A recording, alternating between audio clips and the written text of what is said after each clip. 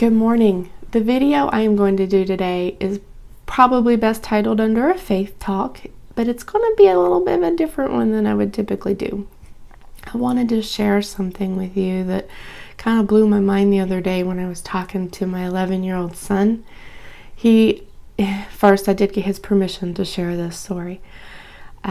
He had been talking about end times related things, and he made a casual statement of what he thought he knew would be happening. And honestly, I think he wasn't far off, but I warned him to be very, very careful. Particularly with the book of Revelation, you don't want to add to it, those warnings are about it. So I said, you got to make sure that when you make statements like that you really are well studied and you've read and you know what you're saying to be true. I said, in your case, I don't think you've really read that. You've just heard us talking about some things, and maybe you've heard other people talking about things. So you need to be very, very careful to make sure you study and you know. And I said, and even at that is a very, very challenging book, even for a lot of Christians. And I know in my life, I've seen quite a few people stand up and say that they've got it all worked out. They know that what's going to happen, and they don't find Revelation tricky at all. Well, I find that a very bold statement. I'm sorry, I just do. I think that is a very dangerous road to walk, to claim that you have a firm knowledge.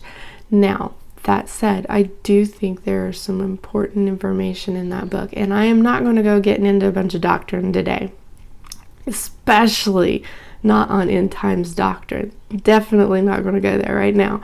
But that said, I think there's good stuff that you can know and you can work out from the basic theories that are out there of, what will happen. You can read for yourself and figure out what you think is possible versus not possible. And you can find some good word in there, don't get me wrong. But to say you have a complete understanding of it all, I think that is not really something a person should say. I'll put it that way. I'm trying to be careful with my words here, obviously. Anyway, I was telling him that, and I said, within a lot of Christianity, there is a massive amount of disagreement. There is large groups of people that believe a certain way, like a large group believes in a pre-trib rapture. There's a large group that believes in a mid-trib and then post-trib and so on. And I said, even in our own family, we have very different beliefs about when rapture is likely to occur. And of course, there's some people who don't really believe in it at all because the term is not in the Bible, but the concept is there. Anyway, I was explaining all this to him, and he was sitting and listening so intently.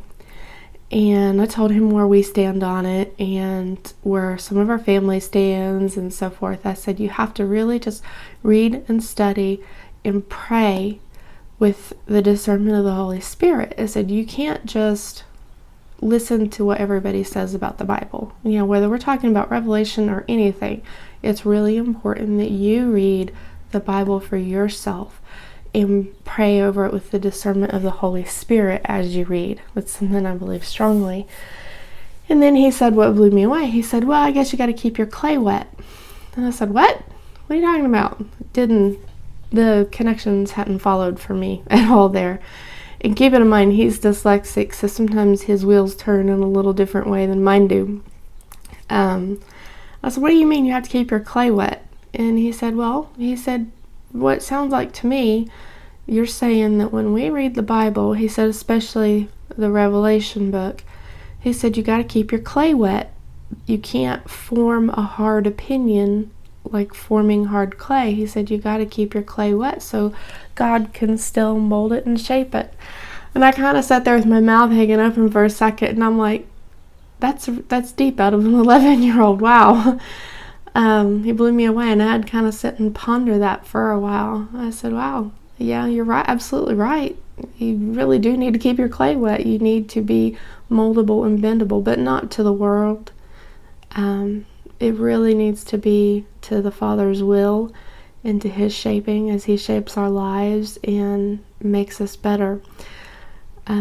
so that we can walk that narrow path with Him. And that's, nothing is more important than that. And He is absolutely right. We can form our doctrines, which is really no. We can form our opinions about something, whether you call it doctrines or what have you. I should say denominations, or not so much doctrine. But anyway, again, I want to be careful how I speak. I'm not trying to stir a pot. I'm just trying to share something that I thought was a good word.